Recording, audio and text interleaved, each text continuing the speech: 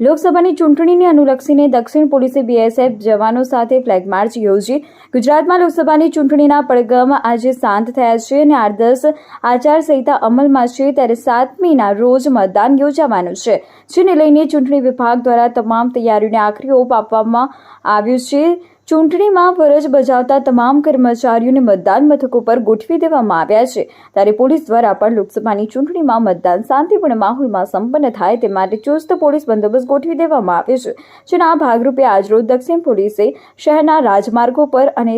સંવેદનશીલ વિસ્તારોમાં બીએસએફ જવાનો સહિત દક્ષિણ પોલીસ સ્ટાફ સાથે ફ્લેગ માર્ચ યોજી હતી અને મતદાન સમયે અસામાજિક તત્વો પર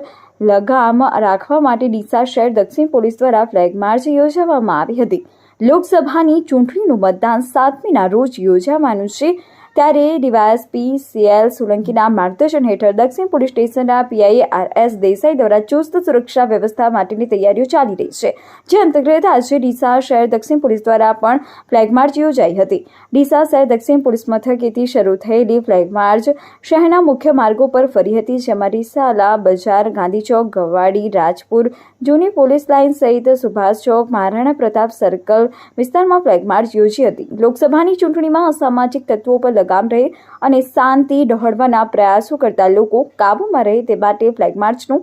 આયોજન કરવામાં આવ્યું હતું, જેમાં દક્ષિણ પોલીસ સ્ટાફમાંથી ભરતદાન ગઢવી સહિત